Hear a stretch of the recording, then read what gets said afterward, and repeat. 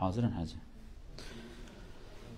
بسم الله الرحمن الرحيم. الحمد لله رب العالمين، والصلاة والسلام على رسولنا محمد وعلى آله وصحبه أجمعين. رب اشرح لي صدري ويسر لي أمري واحلل عقدة من لساني يفقه قولي. أيها الإخوة الأفاضل، اليوم تقريبا كما تعلمون بقى أقل من شهر لعيد الأضحى، أقل حوالي 28 يوم أو أقل كمان. في يوم 9 شهر القادم يكون عيد إن شاء الله. كما تعلمون عيد الأضحى مشهور بالأضحية، اسمه عليه، يعني نحن نقول عيد الأضحى أو عيد الأضحى عفوا، معروف بالضحية، تذبح حيوانا في سبيل الله عز وجل. اليوم سنتكلم حول بعض هذه الأحكام، وإن لم يكن بإمكاننا في الغالب أن نذبح شيئا هنا في هذه البلاد حتى نعلم الأحكام الشرعية وكيف يمكننا أن نحيي هذه السنة الإبراهيمية كما نقول، سنة أبيكم إبراهيم عليه السلام.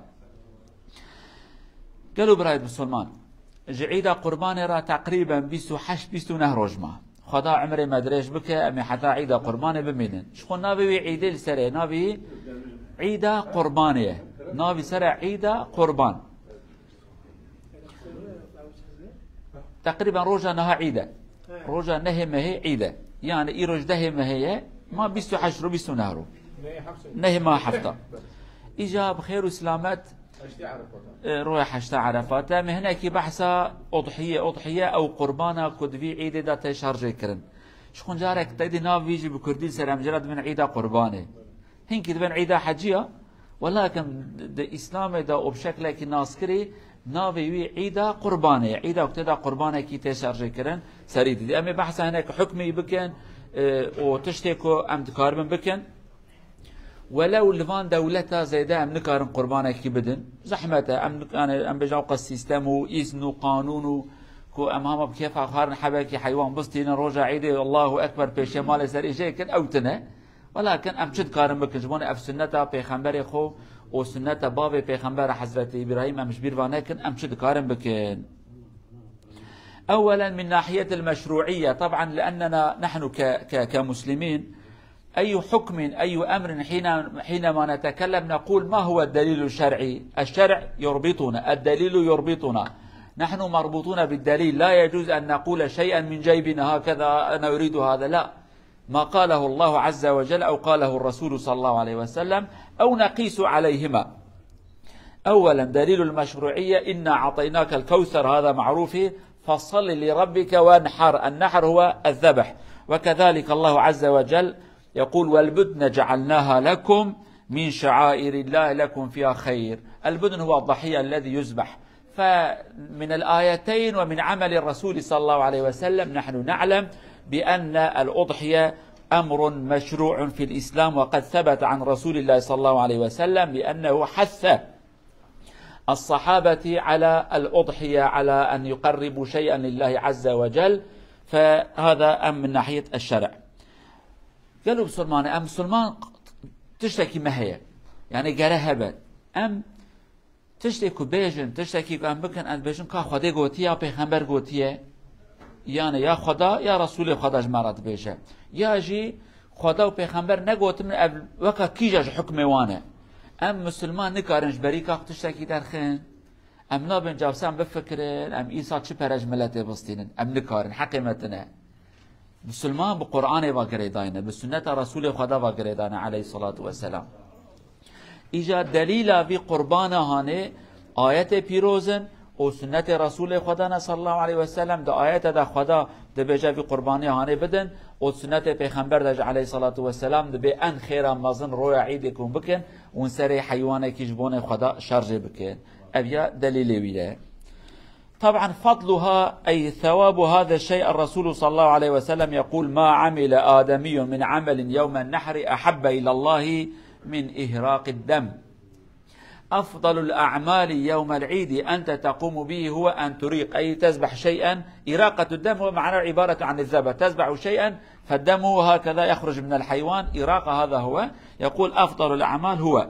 وكذلك يقول الرسول صلى الله عليه وسلم الحيوان التي يذبح أو تذبح أو تذبحه في سبيل الله إنها لا تأتي يوم القيامة بقرونها وأشعارها وأظلافها، وإن الدم لا يقع من الله بمكان قبل أن يقع على الأرض فطيب بها نفسه. معناه الحيوان الذي أنت تذبح في سبيل الله، الحيوان يأتي كاملا يوم القيامة، فالدم قبل أن يصل إلى الأرض فعند الله يكتب قبول هذا العمل، ثوابها عظيم. فنحن نقتدي بالرسول صلى الله عليه وسلم في هذا. خيراوي چقای قالوا جماعته خيراوي پیغمبر حدیث خودت به صلی الله علیه و سلم دبه قربان دما کن بدن بریک خویناوی بگیجه عادل جام خودت به قبول بوجی او قصه. يعني خيراوي بريك خوينا تيجا تكيري دا قركاوي تسري جينكر خوين جنات يا خدا بجا بدم سينبيا قبول بوجي. يعني خوين بريك بيجا اخر جام خدا دفتر قبول دا تنفساندن. و حديث بيجا حيوانك ممكن قربان رجع قيامت بپرچا خو ام بيجن قلوچ و بيجن چه شاخ بوانوا بعسي خو بپرچا خو رجع قيامت كامل حضور خدا او قصا که خیراوی هی حتی بجاب هر میکاوی پرچاکاوی خدا خیره کشتراد نفسینه. يعني خدا عز وجل كيف خوش تباك عبدي وي روجا قيامته في خيرانه بستنا لدب الدنيا دات في خيرانه بكي. طيب حكمها، هل الأضحية ذبحها فرض حرام سنة مكروه؟ ما هو الحكم؟ الغالبية العظمى من العلماء يقولون بأنها سنة مؤكدة ويكره للقادر تركها. قليل من العلماء ومنهم الإمام أبا حنيفة فقط هو يقول بالوجوب، لا يقول بالفرضية. الوجوب عنده تحت الفرض وفوق السنة، منزلة بين المنزلتين كما نسميه. ولكن الغالبية العظمى من العلماء يقول بأنها سنة مؤكدة، أي ثوابها وخيرها كثير. والذي لم يذبح شيئا لا يأثم إن شاء الله، والذي ذبح يحصل على إحياء سنة الرسول صلى الله عليه وسلم. أي في الغالب العلماء يقول بأنها سنة مؤكدة. حكم ويتشيا حكم قبك هات قوتين قالوا سلمانا قالوا كردا، حكم كلمة عربية ولكن بكردية بيجن يعني فرض نه فرض سنة نه سنة جبوني وقت قانوني تشيا قانوني وي ببراني إمام بيجن سنة مؤكدة سنة كبر بخير. دنابا عالم هذا إمام حنيفي خدي رحمه الله خدي جرازي أيوب تاني قوت يا واجبة، صحابية وعالم تاني يجي قوتنا نانا بيجن واجبة أم بيجن سنة كبر بخيرة. واجبة إمام حنيفي جنوا كفرزية أو واجب الجمعي تبنيها فرزية داي. أبيا مسألة كأصول الفقه يبرع عقله ولا ابن كبه ليش بون أبي كتب بيجن أم حنيفينا إمام ما قوتيا واجبة تخاز لو براد بيرا ودا أوان قوتيا واجب لعلماء دي بيجن واجب ننه دليل لكنا واجب جي شيء أزويج برا بيجم جي صحابية حضرت أبو بكر خدا جرازي وحضرت عمر وقت يكون خليفة دي صلاة سري حيوانا جينا كرن چما گوبرا ملت زانوک فرض نه بلکه ملت این که پیغمبر دیتی با پاشد عقل واندا بمینه برا شاش نفهم کرنه اما وی تشتیهانه نکن برا زان بن حیرا سنته نفرض بن و مجنه کر چمکی صحابیه پیغمبر وارثه پیغمبر بن علیه الصلاة والسلام هنک تشتیق پیغمبر دکر اوان به مد فهم کرنه دگو مقصد ابونه ابو لو ما وی تشتیهانه کرن ورحاصل دلیل لاوی اوجی سنته.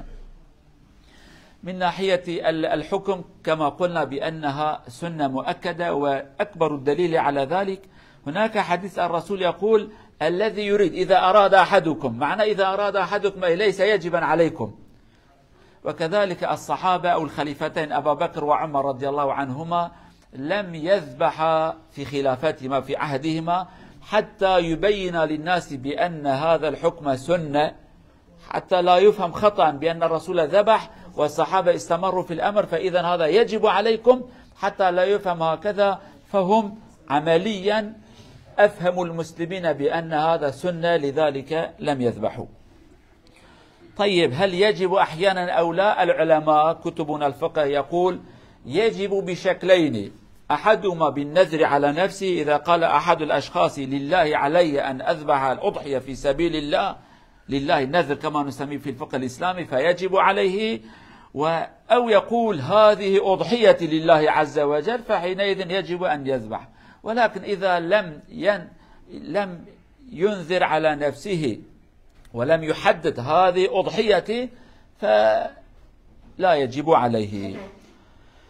بكي أضحية أف قربان فرض عفوا كانجي فرض بالسرمة نورمال تدي ما جو سنته لبدي شكلها فرض دبا جار أول كلمة كي هذا فقه هذا بيجن نزر مزان نزر شيء نزر بالتركيز بيجن أداق يعني اللي سرمن فرض به أفيا نزر بعربي كلمة نزر جراد بيجن بكردي ودبن سرمن شبه سرمت بيجن سر إجا نزر نشرت حيوانات نزل هرتش كذا بني يعني نزل روجيه نزل برانه ورحاسن يعني بيجي لسرمن فرض به افيا يك جارك انسان بيجي لسرمن فرض به ازغرا قربانك بده مجبور قال بده افيا فرض كر يا جي روجا عيدي جو افيا قربانا من قالوا انسان از في حيوان دستين مجبون ازكم قربان في وقت قال مجبور بده لقا وكنجو افيا قربانا من هاي وجهبه اي وقت هاني سنته ذكاره بده يعني طيب حكمتها ما الفائدة من ذبح؟ لماذا نذبح؟ نحن نعلم بأن الإسلام لا يوجد شيء فيها بلا حكمة بلا فائدة. هناك حكم أحيانا نفهم وأحيانا لا نفهم. أحيانا الله عز وجل يبين لنا الحكمة وأحيانا يقول لا تستطيعوا أن تفهموا. خلاص قل سمعنا وأطعنا اقبل لأننا لو قلنا علي أن أفهم كل شيء يأمرنا الله به فإذا تحب أن تكون صاحب علم كما بأن الله صاحب العلم أين العبودية؟ أين الاستسلام لله عز وجل بدون سؤال وبدون جواب؟ المفروض تقول سمعنا وأطعنا خلاص تعلم لا تعلم تفهم ما تفهم هذا أمر آخر ولكن من حكمة الأضحية حكمة إحياء لسنة سيدنا إبراهيم عليه السلام إنه بعدما أمره الله عز وجل أن يذبح ابنه فذهب حتى يذبح فالله قال قد صدقت رؤيا خلاص فأنت نجحت في الامتحان فسأبعث لك ضحية أنت تذبحها فهذا علامة صدق فهذا الرسول كان صادقا مع الله والأنبياء كلهم صادقون فنجح في الامتحان كما نسميه فالله عز وجل فدى إسماعيل بذبيحة فنحن حينما نعمل كأننا نقتدي بهذا الرسول لو ابتلينا أو أخذنا الله في الامتحان سنقول بأننا إن شاء الله سننجح وإن لم يخبرنا الله أو لا يجعلنا في الامتحان نحن احتراما واقتداء وتعظيما لهذا الامتحان الكبير الذي ابتلي به نبي الله إبراهيم نحن نحيي هذه الشعيرة فالعظماء أحيانا أثرهم يبقى أثر في الناس العظيم من الناس حينما يعمل شيئا قد يقول الله عز وجل اعملوا ما قام به هذا الرجل العظيم حتى لا تنسوه إنه رجل عظيم صاحب الفضل فنحن نحيي سنته عليه وعلى نبينا أفضل الصلاة وأتم التسليم هذا أحد الحكم حكمة قربانه قربان وهر حكم إسلام تف حكمته دهنه إسلام تشتكي بعقل وبمجيننا يعني جانا إنسان مدبي حيرا دا عقل شيء حكمته بيا شيء نا فقط شهية هناك تشت أم حكمتي فعم تكون هناك تشت أم نظانا لو رأم بشرا أم إنسان عقل ما كيما دمك أم بيجن جرز هر تشتي حكمتي فعم بكم حاشا جرأج بمني بخداكي كان عبدتي كان تسلم بنا خدا كامش خدا خرد من يا رب تربي ما يتزاني النظانم يعني إجا هناك تشت خدا حكمتي وانجمرا قوتي هناك تشاجي خدا نقوتيه نقوتيش بوني ام خداتيا في ربي عالمي قبول كنت ربي ما عبدتنا ام جاهل انتظاني اجا حكمتي اضحيه ابي قربانه انا يك جوان حكمته صاحبونا سنة حضرة ابراهيم عليه السلام حضرة ابراهيم تدي ام تزانو خدا امر كرغو ابراهيم مره لا يخسري جيكه وجي اسماعيل بر او داوي خدا گو اسماعيل ابراهيم گوتا سوز خوب جياني وكبت ذي امتحان ده بسركتي في امتحان هذا بلاك بسركتي أزجي قربانك جلاي ترى بشينم أزيبكم قربانك إسماعيل را إجا أف امتحانك يا أف ظلام مازن أف بيخنبر مازن في امتحان هذا بسركت خدا في امتحانه هاني جمرة كرسنت جو أخ أبيا سمبولا في مازناتية هاني سمبولا فدكارية أبيا علامتك في عبد هاني تسليم ربي خبيت في امتحان هذا بسركت وجي في سنة هاني جبير بانكن قالوا جماعته إنسان مازن إنسان بقدر وقيمة دمك تشكي بكن خدا دبيجات جبير بانكن ها أبيا سنة في ذات مازن لو رأى إنسان مازن بكرني خد مينن مثلا پیغمبر ما عليه الصلاة والسلام وفات كر اما يرو ام بحثاويت كن پیغمبر وهاكر پیغمبر واكنو كنوسا اما سنت پیغمبر تي نظام صلى الله عليه وسلم ابياج بفي شكل هانه ام في پیغمبر مازن سیستماوی سنتاوی تشتی کریه مش بیر واناکن خدایت بجاش بیر واناکن انسان مازن کرنه وانجی دو تاریخ دا تل نفساندن و قصفا مروه و کارجما شیطان اوانا تف سمبول انسان مازن خدا تاريخ دا دايا نفساندين. وهناك حكمة أخرى التعاون بين المسلمين الأغنياء والفقراء. إخواننا الأغنياء في يوم العيد يضحون في سبيل الله ويوزعون اللحم على الفقراء حتى يوم العيد يشبع جميع المسلمين. الفقير والغني يشم من بيتهم رائحة الأكل واللحم. هذا هو. فالإسلام دين يأمر أتباعه بالتساوي، ألا يكون هناك فرق بين الطبقة وبين طبقة أخرى، أي لا يأكل طبقة اللحم والآخر يشرب الماء فقط. أحيانا هناك مواسيم، هناك أعياد، هناك مناسبات، الإسلام يقول اقتربوا من بعضكم، أزيلوا هذه الفوارق. مثلا يوم الجمعة نحن نغتسل، الغني والفقير نتطيب، كل حسب إمكانه. في العيد نلبس أحسن ما نجد، الغني حسب ماله والفقير حسب ماله، كل يحاول أن يشتري شيئا جديدا. الغني ربما يشتري ب2003 والفقير ربما يشتري ب200 200 و300 قرون، فللطرفين يعتبر جديد. فالله عز وجل في الغالب يعطي الفقير القناعة، يقتنع ب200، والغني كذلك إن كان لديه قناعة يقتنع ب1000 و2000 هكذا. كذلك الأضحية أو يوم العيد، فحينما الغني يذبح شيئا ويوزع اللحم على الإخوان الفقراء فهم يأكلون وهو يأكل، فالجميع يفرحون. يعني كما لحظة واحدة، القط كما الهرة، يعني في بيت الأغنياء كذلك يأكل لحم، وفي بيت الفقراء كذلك هي تأكل اللحم. نعم. هل نستطيع جمع نية الذبح مع نية النذر؟ يعني أنا بكون نادر مثلا عمل معين أضحية أو ذبيحة، أيوة، وجاء عيد الأضحى يجوز إن شاء الله. أولا أقول الأضحية، عفوا قل النذر، وإذا ذبحته في يوم العيد يكون بعصفورين أو حجر لعصفورين، كما قياسا على أي شيء؟ قياسا على عقيقة الأولاد والأضحية. إذا أتى العيد وعندك ولد تحب أن تعقق، أو العقيقة كما نقول، يوم العيد اجتمع الاثنين، يجوز، لأن هذا فرض وهذا سنة، الاثنين يمشي مع بعض، يعني تحت هذا الاسم المسمى، يجوز إن شاء الله. حكمة ددويا قالوا جماعة، حكمة ددويا جي زنگين وفقير برای که وکه هفند مال هر دیاداجی بهنا گوشت وره، يعني اجاجی یکش مزناتیا اسلام یک اسلام دبید روزا عید دا برا فقير و زنگين تا بهنا خوش مالان وره. مثلا هنا قانون اسلام خوش هنا دوان قانون دا خدا عز وجل زنگين و فقير نزیکی هفت ده، عید دا جمعه دا دخوارنو و خوارنا دا دبید هنا که نزیکی هفت. مثلا دبید روزا عید ام تف جلی نول خود کن، فقير گورا امکان خود، زنگین گورا امکان خود، هر دو جلی نول خود کن. زنگین و فقیر تبا بجن تشتکی خواشت کن، ایجاد عید دا جیت قربانی عید دا زنگین دما کبی قربان هانه بدن، اوان فقیره که بلکی مهکی دم سلما گوشت نخورنه، روزا عید مالا وان دا گوشت چید و بینا گوشت که و مالا وان زاروک جی کیفت کن، حتی ام بجن پسیکی وان جی کیفت کن، او جی پسیکی زنگین و پسیکی فقیره هر دو جی گوشت کن بینا خوارنت که و هر دو مالا. اویاجی یکش حکمتی ویا کوینه کی فقیر و زنگین نزیکی هب ببن، دوی روزانه ده هر دو بهورا كيف خوش ببن. طبعا أي حيوان يمكن أن نجعلها ذبيحة؟ معروف الغنم والمعز، يعني هذا صنف واحد، والبقرة والجمل.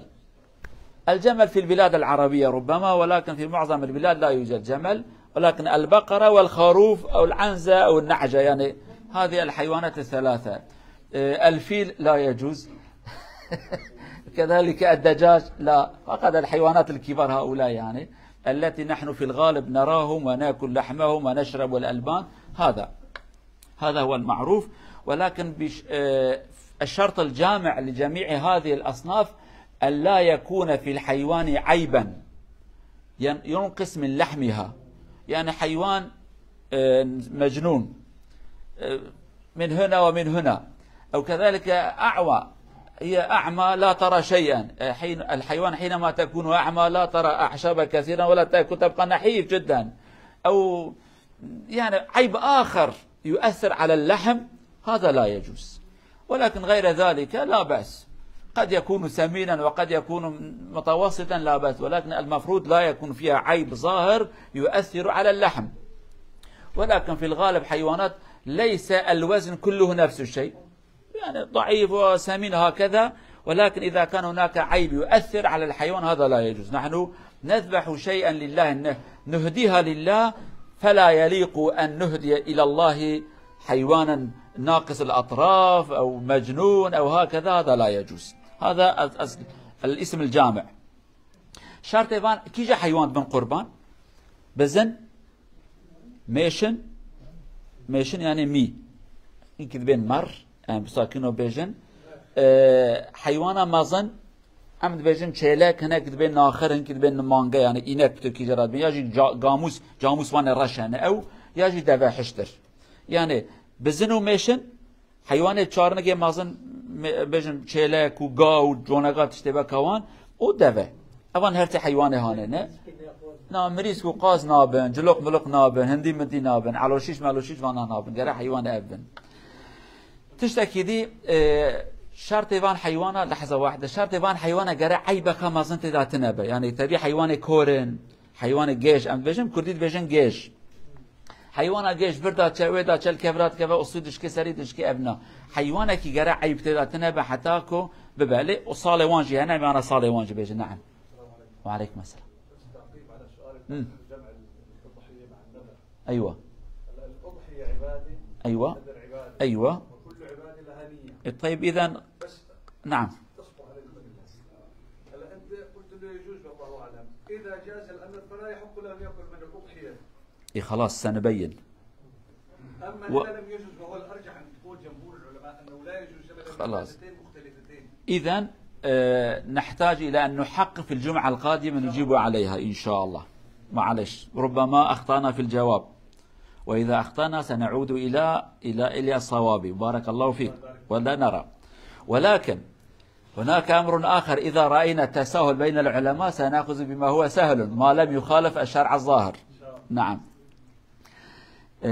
أمر آخر وقت الذبح كما نقول كذلك وقت الذبح يبدأ من يوم العيد بعد ارتفاع الشمس بقدر نقول نصف القامة أي بمقدار أن نصلي لأن صلاة العيد لها وقت البداية بعدما يطلع الشمس تقريبا بنصف ساعة هكذا نحن نقول بعده نحن نصلي لأن بعد الشروق مباشرة لا نصلي نصبر قليلا وبعد ذلك نصلي حوالي نصف ساعة.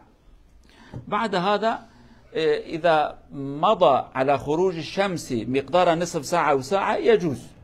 ربما الرجل يعيش في مكان لا يوجد فيها مسجد ولا جماعة ولم يصلي العيد ينتظر نصف ساعة أو ساعة وبعد ذلك يذبح إلى آخر أيام التشريق يوم العيد الأول عيد الثاني عيد الثالث وعيد الرابع إلى صلاة العصر ينتهي 4 أيام وقت الذبيحة. وقت شارج كرناوي كان جاي قالوا جماعته وقت شارج كرناوي جروجا عيد عول پشتێکۆ ئەم لەمێشتکن یا بقاسێوی تەدی لەمێژە عیدێ چەند دقەی گەرەم سەبر بکن بقاسێ ئەمێژ نیم سەعات 40 دقەیەکی ئەم سەبر بکن پاشێ لەمێشتکن ژوی وەختێ حتا ڕۆژە عیدا چارە عیدا یەکێ عیدا دووە عیدا سێ عیدا چارەجە حتا لەمێژە عەسرێ وبی وەختانەیەدی تەمام دەبێیانێ. أمر آخر توزيع اللحم كما نقول من الأفضل أن نوزع اللحم. بعض العلماء يقول تأكل كم لقمة يكفي وبعضهم يقول لا بأس أن ترفع ثلثا لنفسك وثلثا لأصدقائك وثلثا للفقراء والمساكين.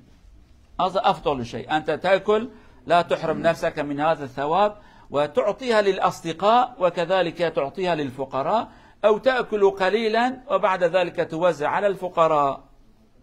هذا أفضل أنواع التوزيع. ولكن بعض الناس مع الأسف الشديد يذبح ويأكل وحده والفقير ينظر إليه هكذا هذا ليس من سنة الإسلام. حتى أحيانا الرسول مثلا في سنة من السنوات الرسول صلى الله عليه وسلم قال ممنوع معنى الحديث يعني أن يبقى اللحم في بيتكم أكثر من 3 أيام. في أحد الأعوام أتى فقراء كثير إلى المدينة، تذبح وتوزع خلال 3 أيام، المفروض اللحم يكون منتهي، لم يكن هناك ثلاجات ولا المجمدات، توزع على الفقراء. وبعد عام الصحابة قال يا رسول الله نعمل نفس الشيء؟ قال هذه سنة الحمد لله فيها الخير والبركة، يمكن أن تدخروها في المنزل كذلك، لأنه إذا أهل البلد كلهم يكونوا أغنياء لا بأس. ولكن الحمد لله تطور الزمن، فبإمكاننا أن نرسلها إلى الفقراء في مكان أخرى، هذا من الأفضل حتى يكون هناك تعاون بين المسلمين. شكل براكرنا گوشت قربانه شكل وی سنت ان اوا باش تنکی شخوا بخو ان زیاده سیکاوی کاری بدی فقیر و دوست بدی فقیره، سیکا دی بدی برادر خو، جیران خو، حوال خو، اوی برقه زنگین بن اویا بلا گوت زکات نه فرضیت کدیتنه تبلات کی او تدی دوستایش تدی حوال خوشی اوانه تف تدا چید بن ها انسان فقیر از راه تنت کاری بدی هر کسی، ولكن هر کس بده برای خو، بده جیران خو، بده فقیر اکیدی تفشد بن يعني. فقط انا تشدكن انسان شرجت كوبتنه نواز ضرورة هذا خلصت كد خو ابي تشتكي خوشنينه فقير قال لك محتاج قال لك انسان امكان وان ماديتنا زورن الحمد لله ايرو زمان جي پیش دا چبي ام دكارم پره جو 1000 كيلومتر و 5000 كيلومتر جام دكارم بشينن امكان پیدا چونه، ولكن عقل ما پیش دانه چی ابي جي عيبك لازم ام بشكي جيدر كبن. يعني مثلا مع مرور الزمن والتقدم في المواصلات فبإمكاننا أن نبعث مثلا إلى اليمن، إلى كردستان، إلى عربستان، إلى أفغانستان، إلى باكستان، إلى بنغلاديش، إلى ميانمار، يمكن أن نبعث. يعني لا نقول فقط أنا أذبح وآكل، المفروض تحيي هذه سنة ويستفيد منها فقير، أفضل شيء هذا هو. ولكن لا يوجد عندنا منظمات وإمكانات، ولكن لو وجد أو المفروض أن نؤسس المنظمات ونبعث عن طريقهم إلى الفقراء والمساكين في سائر الأماكن في العالم، وخصوصا نحن في الغرب ليس بإمكاننا أن نذبح كثيرا، هناك موانع قانونية، فهذا كذلك نعمة من الله على الفقراء حتى نرسل إليهم، فعلينا أن نحيي هذه السنة وأن نرسلها إلى إخواننا الفقراء. يعني زمان ما مجبور كيكون بوني براي خي فقير بشينن براهاي وجهبه. بقى شيء واحد، الأضحية الواحدة الصغيرة مثلا الغنم أو النعجة أو العنز كما نسميه يكفي لعائلة واحدة. رب المنزل صاحب المنزل يقول هذا أضحيتي وأضحية أسرتي. ولكن إذا يكون حيوان كبير بقر جمل هذا أو كما نسميه الثور أو العجل، 1 عن 7 يجوز. الخروف 1 عن عائلة، والحيوانات الكبيرة 1 عن 7 الأسر أو الأشخاص. والرجل حينما يذبح يكون مسؤولا عن نفسه وعن أسرته، يكفي. لا نقول الرجل 1 وزوجته 1 والمرأة 1 أخرى والبنت 1 الأخرى. وهناك مع الأسف هناك مجموعات أو جمعيات إسلامية يقول المرأة الحاملة كذلك عليها حتى يأخذ من الناس. هذا لا يليق بالمسلم. إجا هر قربانه کی چند حبارم میجواره بیشن خلاص کن قربانه بچوک بزن میشن اموان هردی حیوان هانه جبان عائله کی شخص کی عائله کی باو عائله باو ماله بجا بیا قربان امرو جنا امرو زارو کی متبع يعني لحيوان مازن ابي ابتدي سر وانا مازن وجن جونه گا حشتر دبه اوان حیوان هانه یک حیوان کی جبان 7 حب شخصا جی چه 7 حب عائله 7 حب دوست توبت بند به حیرام یبی قربان جبان مالبات اخودن سر چعبا زراريتن افتر چد بیانه حیوان بچوک جبان عائله کی جبان شخص کی حیوان مازن جبان 7 حبا چد بله هناك مسلمان ما چد کن دبینا گره مر حب کی بده جنای گره بده کری گره بده بوکای بده قصابیوی بچوک بدن حتى جنيكم حملنا ايد جانب بقراء زاروكي وش قربت مو على سبب او شيء تجارتك يا خدي ما بارزه. نرجو الله عز وجل